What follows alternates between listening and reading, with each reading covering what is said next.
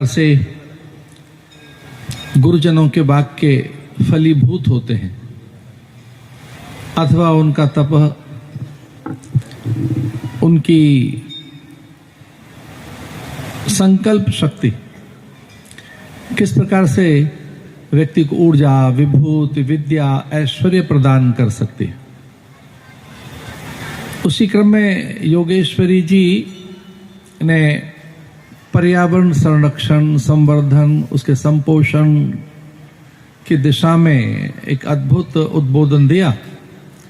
उन्होंने कहा कि पराम्बा कभी रुष्ट हुई और यहाँ प्रकोप हुआ, प्रकृति में एक विकरालता, यहाँ महामारी, और जो नदी के उस पार रह गए थे वे नहीं बच सके या कुछ गांव काल कलवित हो गए, अब उनका कोई अस्तित्व नहीं है। मां कुपित हुई और मां का एक रूप प्रकृति भी है। पवन, प्राण, प्रकाश, आकाश, धरा, अंबर, अग्नि, जल, वायु, निहारिका, नक्षत्र और ये सारा काल उसी से है। वह संपूर्णा है, वह ब्रह्म से लेकर कीट की जननी है।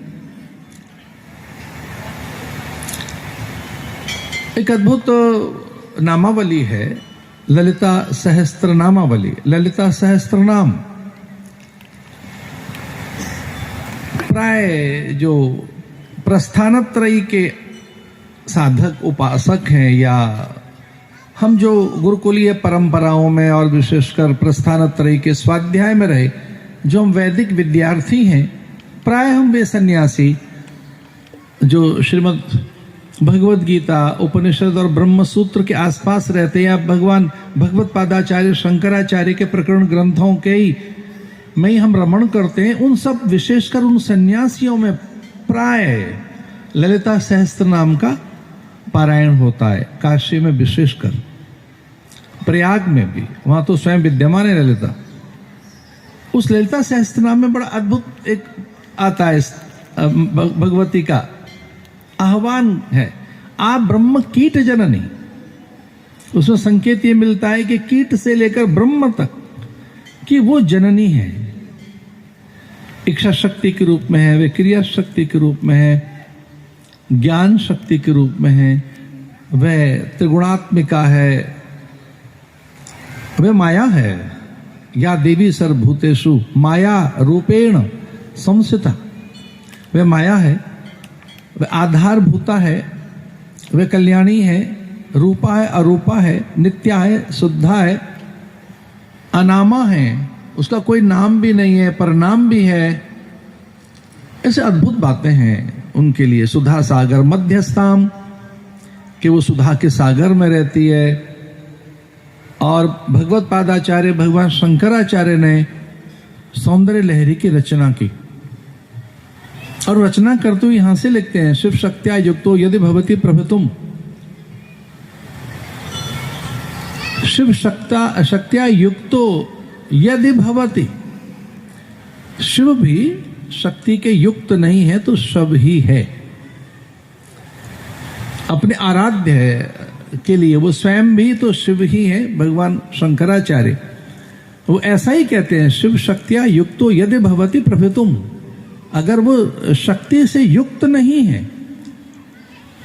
तो वो शव ही है। तो यह जितनी भी हलचल है, चेतना है, ऊर्जा है, जो भी एक प्राणवंत, जीवंत, जागृत, मुखर, प्रखर चेतना है, वो सब पराम्बा ही है, वह जगदम्बा ही है। इसलिए वह ब्रह्मा विष्णु महेश हो, कोई हो। बड़ी सुंदर सी एक कथा आती है शाक्त ग्रंथों में कि एक बार चतुरानन ब्रह्मा और सहस्त्र आनंद जिनके हैं, ब्रह्मा के तो 4 ही मुख हैं, और यूं तो देखें मुखों की गणना करते हुए महादेव के भी 5 ही हैं। उनमें ईशान, वामदेव, सद्योजात, तत्पुरुष, अघोर, ये भगवान के 5 मुख हैं। उनके एक एक मुख का नाम है कि कौन सा उनका मुख कौन सा है। पूर्व और उत्तर में जो उनका मुख है वो ईशान मुख है, ईशान मुख। अघोर, अर अघोरेभ्य तो घोरेभ्य, अघोर का अर्थ यहाँ ये है कि जो घोर नहीं है, यानी भयानक नहीं है, जो बहुत सुंदर है। इसे सत्यम शिवम सुंदरम का। सद्योजात, वामदेव, तत्पुरुष, ईशान, ये भगवान के 5 मुख हैं, उनके पुत्र के 6 मुख हैं। यूं तो चेले के दशानन के 10 थे, पर सहस्त्रानन, सहस्त्र शिरेखा पुरुखा, भगवान नारायण के तो 1000 मुख हैं। तो ऐसे ही अचानक ही इन्हें कुछ पल के लिए विस्मृति हो गई, विस्मृति, ये भूल गए ये कौन है।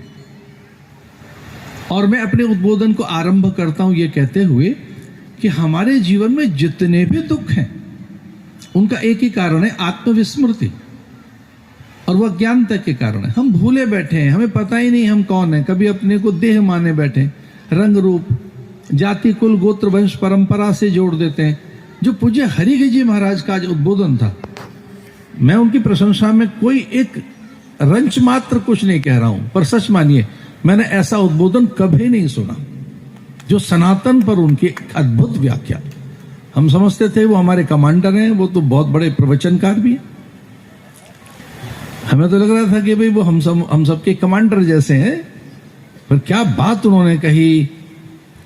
उन्होंने कहा कि कुछ लोग आए, कलवित हो गए, वो रहे नहीं, वो दिख नहीं रहे, पर सनातन है।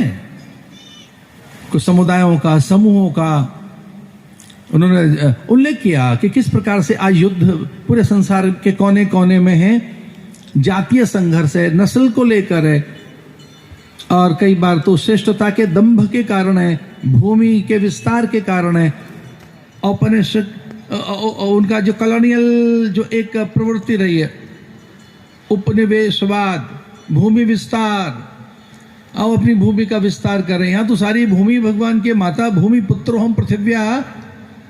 तो भारतीयों ने तो कभी अपनी भूमि के विस्तार की बात नहीं सोची, साम्राज्य विस्तार की, चूंकि पूरी भूमि ही माँ है, माता भूमि ही पुत्र हम पृथिव्या।